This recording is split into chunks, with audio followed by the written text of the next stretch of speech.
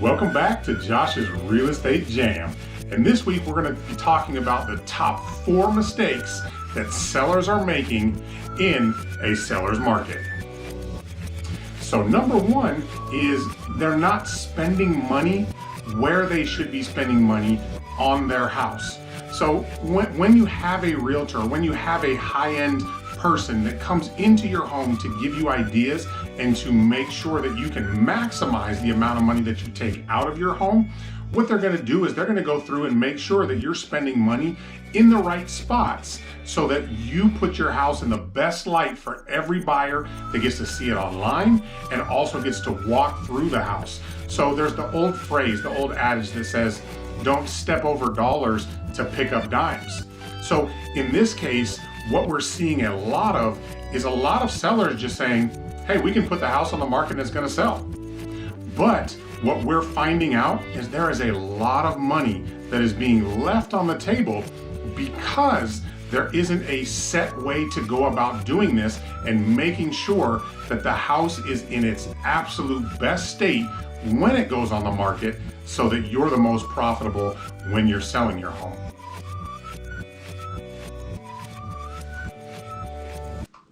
Number 2 is not giving your realtor, your agent, your broker, not giving them adequate amount of time to have your house prepared, have the marketing sequences all put together so that when your house goes on the market, it's stunning. So normally that's if you give them a month, maybe 2 months to prep everything out, prepare their marketing plan for you, because every house, it's not the same. And so there's a strategic marketing plan, but there's little pieces of that that are specific to your home, your situation, and the type of buyer that your house is going to attract. So by giving them adequate amount of time, many times we're seeing those houses go for a lot more than if we just go through the fire drill of, I need my house on the market next week and I need to sell to go. So if you give them time, many times you're going to be a lot happier in the long run because the price point will go up and that marketing plan is going to get to a lot more people. Number 3 is doing it yourself or hiring a discount broker. So there's 2 parts to this one. First one, trying to do it yourself. I mean, there's a lot of legal aspects. There's a lot of things, a lot of hoops that you have to jump through on the way to the sale of your house. To make that experience streamlined and very comfortable, a proven professional should handle this for you to make sure that you maximize not only the process, but also the income that you take out. It's statistically speaking, and you can look it up, but for sale by owners, people that sell their house on their own, the amount that they bring in, that they reap off the sale of their house is much lower than working with a professional. And secondly is working with a discount broker. So, I mean, you can look at it this way.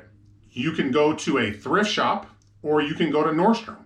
The quality of what you take out of it is going to be vastly different. So same thing when hiring a professional. If you have somebody that has a marketing plan, that has a proven track record, especially in the type of market that we're in right now, then you're going to reap a whole lot more off of it. Your process is going to be a lot smoother. The communication is going to be a lot smoother with everybody involved. Lending, appraisal, title, escrow, agents.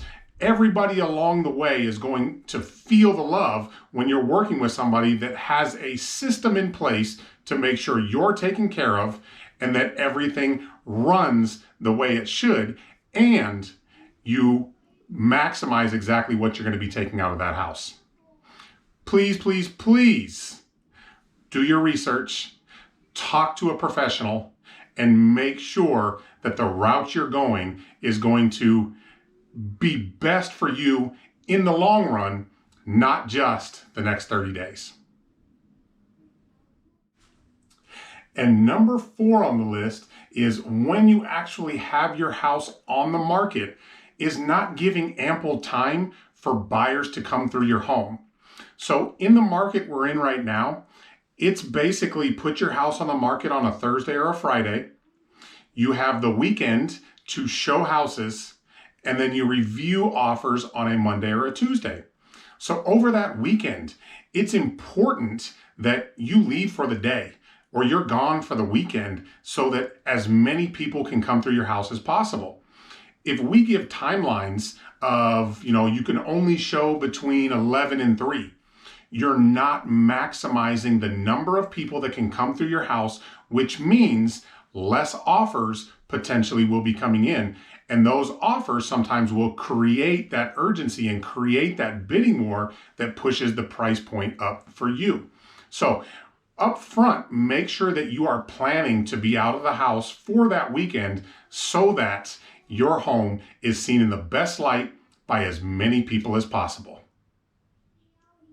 So there are really important parts as being a seller in a seller's market to make sure that you're maximizing exactly what you're taking out of your house and making that process as smooth as possible.